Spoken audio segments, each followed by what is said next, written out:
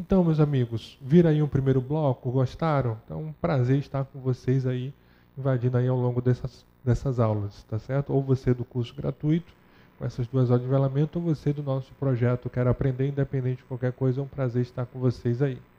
Então, vamos lá, começando o nosso segundo bloco. O que nós vamos fazer agora? Vamos dar prosseguimento àquela parte dos números primos, uma parte interessante. Então, nós já vimos, vamos voltar aqui, joga na tela. Aliás, no telão, né, nosso quadro digital, bem legal o quadro.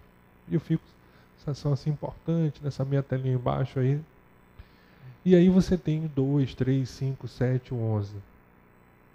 Aí observações. O 2 é o único número par que nós temos. É o único que nós temos, número par. É o 2. Outra observação importante, que ele pode fazer uma mistura entre matemática e lógica. Joga na tela aí maior. Será que é verdadeira a situação ou falsa? Olha a afirmação. Todo número ímpar é um número primo? A afirmação é essa. Todo número ímpar é um número primo? Bruno, defina um número ímpar. É um número que termina em 1, 3, 5, 7, 9. Então, um número que termina em 1, 3, 5, 7, 9. Esse é um número ímpar. Beleza? Então, essa é a condição número ímpar que nós temos. Então, o que acontece nessa situação do 1, 3, 5, 7, 9? Terminou nisso, é ímpar. O número 9, ele é um número ímpar e não é primo. O número 15, ele é ímpar e não é primo. Então, essa é uma situação, até pergunta clássica de prova, na mistura de matemática com lógica, que você vai julgar a assertiva e você vai dizer que a assertiva está falsa. Todo número ímpar é primo? Falso. O 9, o 15, para você informar que uma situação é falsa, basta você encontrar um contra-exemplo, ou seja, uma informação que torna aquilo errado. Beleza? Tranquilos aí? Agora, uma dica especial. O reconhecimento. Reconhecimento. Olhei para o número. Fiz o cálculo da prova. E está lá um número 113. Ele é primo? E agora? Será que o número 113 ele é primo? Como é que eu vou verificar, meu Deus? Estou olhando o número 113. Será que ele é primo? E agora? A primeira situação, a primeira etapa, vocês não vão gostar muito dela, mas a primeira etapa é calcular a raiz do número, a raiz quadrada.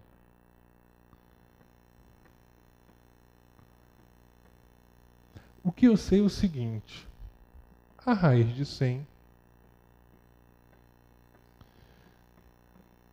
é igual a 10 e a raiz de 121 é igual a 11. Então, a raiz quadrada de 100 é igual a 10, a raiz quadrada de 121 é igual a 11. Então, o número 113 está nessa mistura aí, né? É maior do que 100 e menor do que 121. Então, a raiz aproximada dele, vou botar assim, é igual a 10.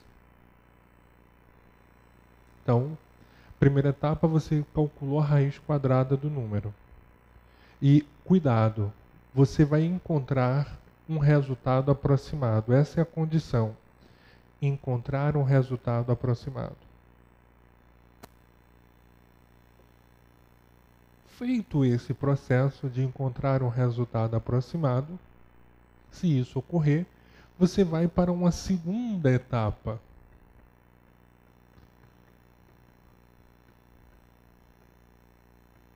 A segunda etapa, números primos. Aqui.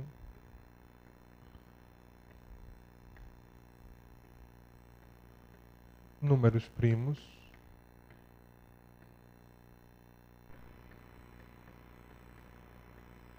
menores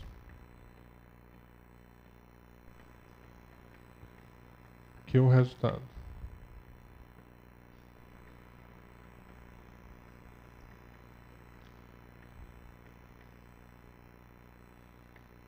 Tá certo? Os números primos menores que o resultado. Então, nesse caso, nós temos o 2, o 3, o 5 e o 7. São menores que 10.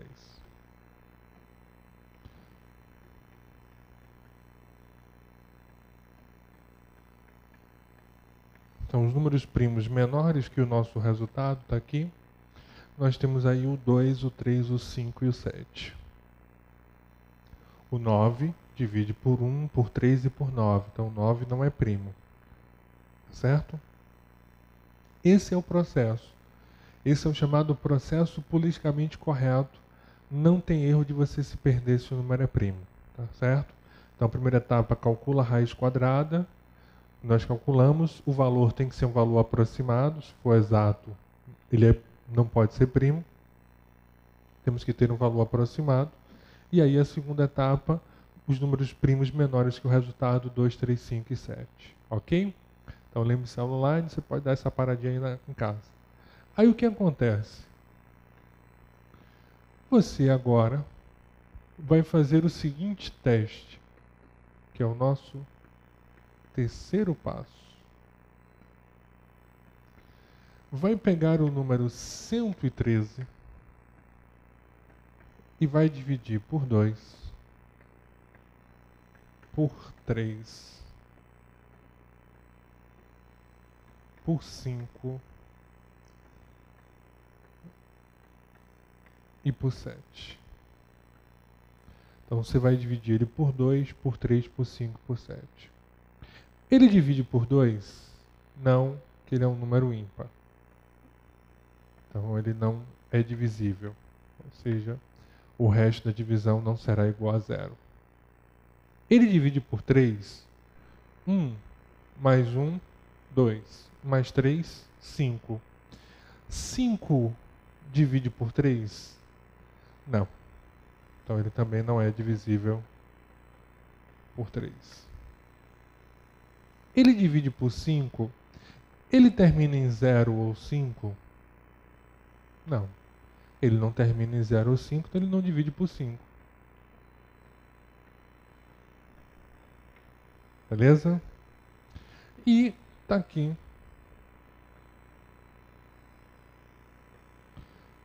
(113) terminou em 3, então 11 menos 2 vezes 3, 11 menos 6 igual a 5. 5 divide por 7? Não. Então, 2 vezes 3, 6, 11 menos 6 vai dar 5. 5 não divide por 7. Então, o que eu posso afirmar? Que o número 113 é primo. Posso afirmar, posso garantir isso. Ele é um número primo. Porque todas as situações ocorreu uma negação. Então, em todos os casos, a sua resposta será essa de cá. Não, não, não e não. Então, eu tenho que realizar o primeiro passo, os 3 passos. Né? O primeiro, calcular a raiz, não encontrar um valor exato, isso deixo bem claro a vocês. O segundo passo, você vai pegar os números primos menores que o resultado, aqui 2, 3, 5 e 7. E aí no final, você vai ter que fazer esse terceiro passo. Se a sua resposta for não em todos os casos, aí você pode afirmar que o número é primo. Se eu encontrar basta um número que eu encontre na situação, que aí eu já vou dizer a vocês o seguinte, ó, o número não é primo. Então, se ele fosse divisível ou pelo 2, ou pelo 3, ou pelo 5, pelo 7, basta um número só, eu já vou afirmar, opa, parou, esse número não é primo. Tá certo? Beleza aí, tranquilos? Então esse é o processo de reconhecimento de um número primo. Agora, joga na telão. Eu vou utilizar isso em concurso? Mais ou menos. Por quê? Porque você vai ter lá as alternativas par, múltiplo de 5, tal e tal, número primo, você verifica as outras 4.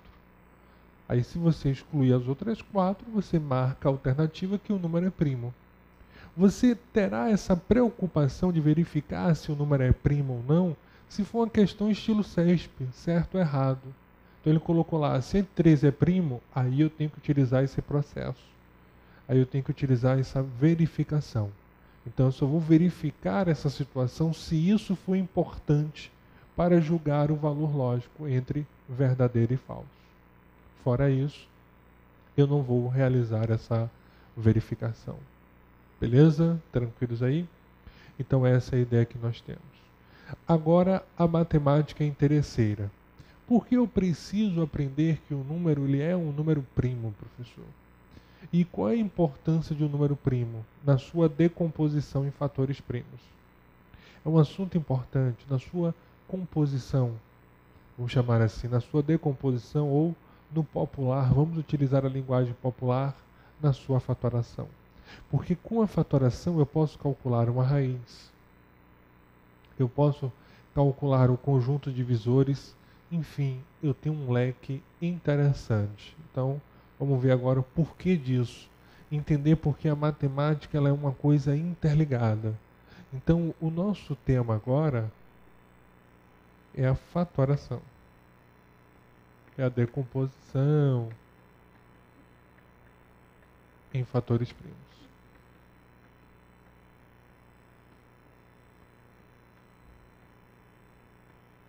A fatoração.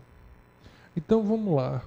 Fatoração, começando a situação, colocar aqui a letra A, o número 20. Então, existe uma situação, você vai colocar um tracinho aqui, vai separar, e do lado de cá existe uma regrinha.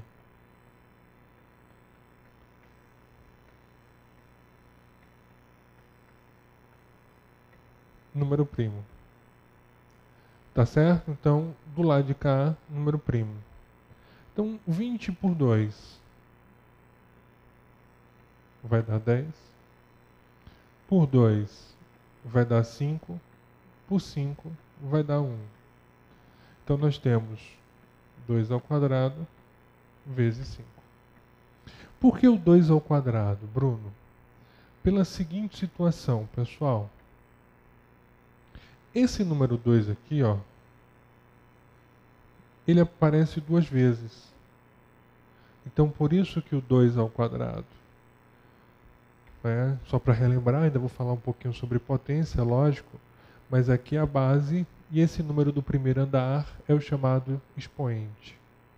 Então, a base e o expoente. Então, 2 ao quadrado vezes 5, tá certo? Então, A igual a 20, aí o nosso número 20 igual a 2 ao quadrado vezes 5, decompondo em fatores primos, tá certo? Então, isso é importante. Outra situação. Situação B. O número 30. O que vai acontecer com o 30? Olha só. Bruno, eu necessariamente preciso iniciar com 2? Não, essa história de, tem que começar pelo 2, depois... Não tem nada disso. Você tem que utilizar, sim, um número primo. Então, eu posso começar por 2, por 3, por 5, tanto faz. Mas eu vou começar pelo 2. Número par, terminou em 0, isso, futuros funcionários públicos, eu já sei que ele vai por 2. E aí nós temos o 15 como resultado, 30 dividido por 2 igual a 15. Aí eu sei, por exemplo, que ele vai por 5, porque ele terminou em 5, vai por 5. Mas vamos pelo 3. 15 por 3, teremos o resultado 5. 5 por 5 vai dar 1. Então, fechou aí. O número 30, ele é igual a 2 vezes 3 vezes 5. Então, o número 30 é igual a 2 vezes 3 vezes 5. Esse é o nosso processo, é a nossa decomposição. Beleza? Vamos fazer outros casos também e tudo mais.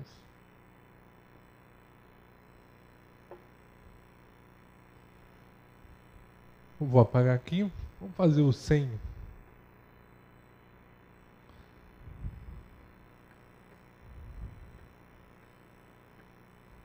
Número 100. E aí, Cláudio, relembrando os velhos tempos, tá ali o pessoal, a sala de edição ali, gente, ficou cheinha, o pessoal só olhando. Falando em matemática, o povo quer aprender, né? Então, o número 100.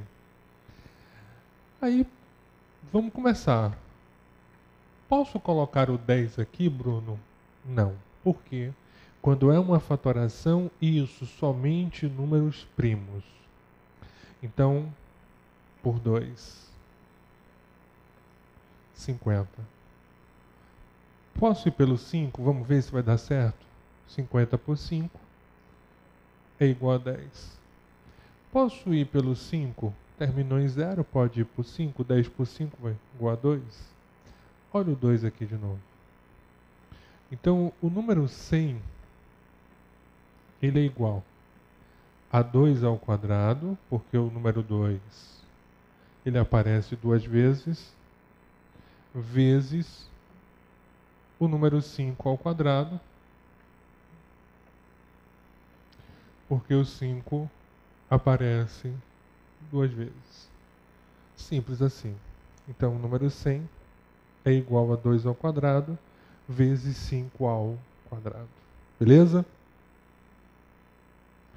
Então aí, relembrando os velhos tempos, felizes, né, motivados. Aí vamos a uma outra situação agora. Situação D. Vou colocar de fechamento o número 72. E nós vamos verificar as suas aplicações. Então, o 72, coloca lá, eu coloco o traço, né? Opa, separei. Então, números primos. Por 2 vai dar 36. Por 2, 18. Por 2 vai dar 9. Por 3 vai dar 3. E por 3 vai dar 1. Então, 72 por 2 vai dar 36. 36 por 2 vai dar 18. 18 por 2 vai dar 9. 9 por 3 vai dar 3. 3 por 3 vai dar 1. Então, o que acontece agora é que o 72, ele é igual a 2, 1, 2, 3 vezes. Então, 2 a terceira. Vezes 3 ao quê? Isso. 2 vezes. Então, 3 ao quadrado. Então, tá aí. 72 é igual a 2 a terceira vezes 3 ao quadrado. O 2 ele aparece 3 vezes e o 3 aparece 2 vezes. Beleza? Então, tá aí essa situaçãozinha básica que nós temos. Ok? Então, vamos lá, telinha. A sua aplicação. Inclusive foi uma questão da prova do TRT, meu Deus, foi TRT do Rio de Janeiro. Não, perdoem, foi do TRF, da primeira região. Foi de uma prova específica, lá do Rio, da área de informática. Ele colocou o conjunto de visores FCC. Ele resgatou questões antigas. E acho isso muito legal, porque assim, questões de 2003, questões do ano de 2000, as bancas estão resgatando, claro que com a outra linguagem, uma situação bem melhor. Tá certo? Tanto que antigamente as questões mais clássicas eram mais simples, eram textos, mais de cálculo. Hoje ele coloca um texto desse tamanho, só a leitura a gente perde um tempo danado na questãozinha, né? Então, vamos lá. Então, primeira aplicabilidade da situação. Primeira dica, vou colocar aqui dica 1. Primeira aplicabilidade. A gente entendeu por que estudamos isso, meu Deus. Conjunto de divisores. Conjunto de divisores. Então, o que acontece nesse conjunto de divisores? Olha só. Quando você tem, vou botar aqui esse D com esse 8, e eu coloco 1, 2, 4 e 8, esse 1, 2, 4 e 8 representa o conjunto de divisores do número 8. Então o número 8 ele é divisível por 1, por 2, por 4 e por 8. Então esses números aqui, ó, representam esse conjunto de divisores. Lembre-se que todo número no mínimo é divisível por 1 e por ele mesmo. Bruno, eu fiquei com a dúvida. Amanda, o número 1 ele é primo? Não, porque o número 1 só divide por 1. Então ele não tem aquela característica básica de apresentar dois divisores. Então, divisores do número 9, até porque o 9 não é primo, nós comentamos isso. O 9 ele divide por 1, por 3 e por 9. Então, ele não é primo, e isso porque ele apresenta 1, 2, 3 divisores. Então, por isso que o número 9 não é um número primo, ele apresenta 3 divisores. Beleza? Então, divisores do 8, 1, 2, 4 e 8. Divisores do 9, 1, 3 e 9. Ok? Tranquilos essa situação? Então, nós temos essa caminhada aí, conjunto de divisores do 8, 1, 2, 4 e 8. E o 9, 1, 3 e 9. Pronto. Fechamos? Fechamos. Só que, sinceramente falando, eu tenho que ser objetivo com vocês, ele não vai informar a vocês assim, qual é o conjunto de divisores. Porque o examinador, ele fica pensando, meu Deus, como é que eu vou derrubar todo mundo? O examinador ele vai perguntar o seguinte, quantos divisores tem conjunto do número 9? O número 9, quantos divisores ele tem? Aí você tem a opção clássica de ter um conhecimento do conjunto, que eu vou ensinar agora. E aí depois um macete especial de encontrar essa quantidade. Vamos ver? Primeiro vamos pela parte tradicional. Vou apagar aqui. Então como é que eu encontrei esse 8? Como é que eu calculo esse 8? Olha só. Como é que eu descobri que o conjunto de divisores do 8 é 1, 2, 4 e 8? Primeira situação, eu vou fatorar o 8 por 2. Fatorar, decompor em números primos. Então 8 por 2 vai dar 4, por 2 vai dar 2, por 2 vai dar 1. Então beleza, 8 por 2 vai dar 4, 4 por 2 vai dar 2, 2 por 2 vai dar 1. Beleza? Tranquilos? Aí o que eu faço agora? Eu quero o conjunto de divisores. Eu vou realizar um outro traço. Vou separar os elementos assim, ó. E vou colocar aqui na posição o número 1. Por que o número 1, Bruno? Eu não entendi isso. Porque todo número ele é divisível por 1. Então você vai colocar essa outra linha, separar os números e vai colocar lá bem grande o número 1. E aí o processo diagonal. 2 vezes 1 é igual a 2. Aí nós temos... Opa, só saiu aqui. Pronto. Então o que aconteceu? Eu prontamente marquei aqui o 2 vezes 1 e aqui eu coloquei o resultado. Agora, pegando esse 2 e sempre que está acima dele, nós temos esse 1 e esse 2. Então aí eu tenho 2 vezes 1 é igual a 2. 2 vezes 2 é igual a 4. Esse 2 você não precisa repetir. Tá certo? Então você fez, ó, 2 vezes 1. Estão vendo aqui? Vai dar 2. Tá aqui, ó. Marcar aqui vocês o 2. Pegando esse 2, Quem está em cima desse 2? Esse 1 e esse 2. Aí eu coloquei aqui o resultado, 2 vezes 1, 2. 2 vezes 2, 4. Só que esse resultado aqui já tem em cima. Então, figurinha repetida não completa álbum. Eu vou colocar esse 2. 2 vezes 1 vai dar 2. 2 vezes 2, 4. Já tem, não preciso. 2 vezes 4, 8. Então, esse 2 e esse 4 não contam, porque nós já temos esse valor. Então, eu vou me preocupar apenas, exclusivamente, com esse rapaz aqui, que é a novidade, que é o número 8. Então, o conjunto de divisores do número 8, eu falei com vocês, nós temos o 1, 2, 4 e 8. Então, essa é a fórmula de encontrar o conjunto de divisores. Então, tá aí o 1, o 2, o 4 e o 8. Beleza?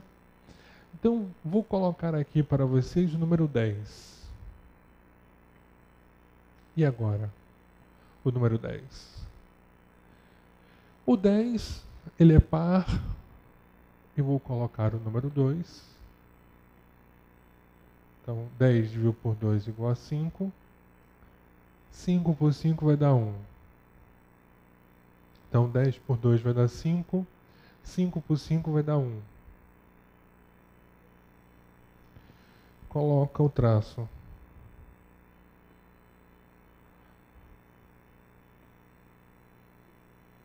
Beleza? Então, coloquei 1.